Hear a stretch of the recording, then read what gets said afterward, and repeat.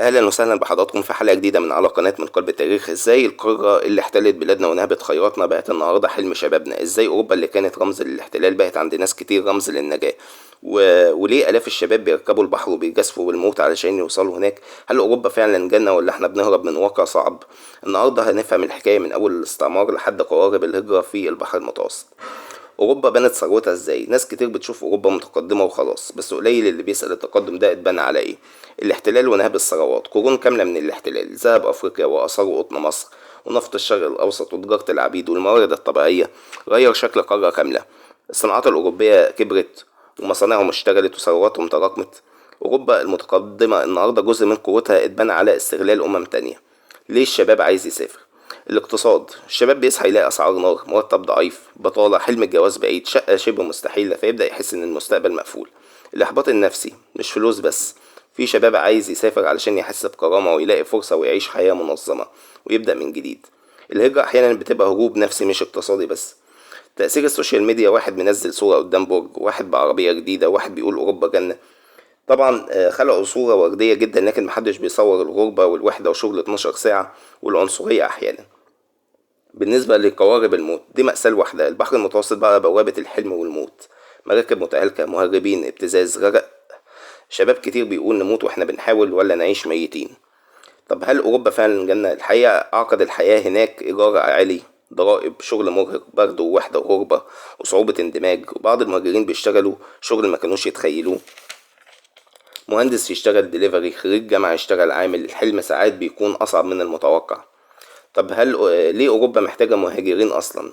وده جانب ناس كتير مش بتتكلم عنه. بعض الدول الأوروبية عندها شيخوخة سكانية وقلة مواليد ونقص عمالة، عشان كده محتاجين مهاجرين، يعني العلاقة مش طرف واحد.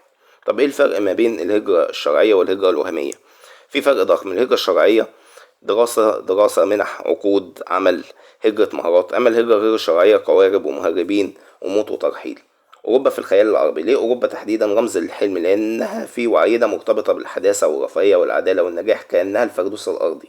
وده مش وليد اليوم، ده متراكم من قرون. هل المشكلة في أوروبا ولا عندنا؟ لو الشاب لقى وظيفة محترمة ودخل كريم وعدالة وأمل، هل كان هيفكر يركب البحر؟ يمكن المشكلة مش حب أوروبا، لكن غياب الأمل. المفارقة المدهشة، أمس أوروبا كانت بتأتي إلينا بالسفن للاحتلال، اليوم نحن نذهب إليها بالقوارب طلبا للنجاة. دايرة تاريخية غريبة. أمثلة لدول أوروبا اللي بيحلم بيها الشباب. ألمانيا وجهة بسبب العمل والصناعة، إيطاليا حلم قديم لكثير من المهاجرين، فرنسا مرتبطة بالفرص والتعليم، وأسبانيا وجهة للهجرة عبر المتوسط. آخر حاجة قبل ما نختم، هل الهجرة خيانة للوطن ولا حق طبيعي الإنسان يدور على حياة أفضل؟ القصة مش مجرد سفر، دي قصة علاقة معقدة بين تاريخ مؤلم وواقع صعب وحلم بعيد. من الاحتلال للهجرة، رحلة فيها تناقض مرعب. القارة اللي أخدت من بلادنا كتير أصبحت اليوم مقصد أبنائها. لكن السؤال الحقيقي، هل الحل إن الشباب يهرب، أم إننا نبني أوطان لا يهرب منها أحد؟ هل أوروبا فعلا حلم أم وهم كبير؟ أم وهم كبير؟ قولولي رأيكم، لو جاتلك فرصة للسفر هتسافر ولا هتفضل هنا وتحاول إنك تبني مستقبلك؟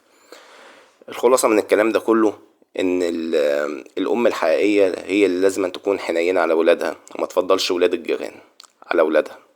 وبكده نكون حلقة النهاردة خلصت. كان معاكم محمد سالم.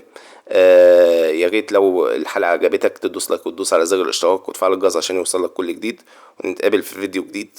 سلام.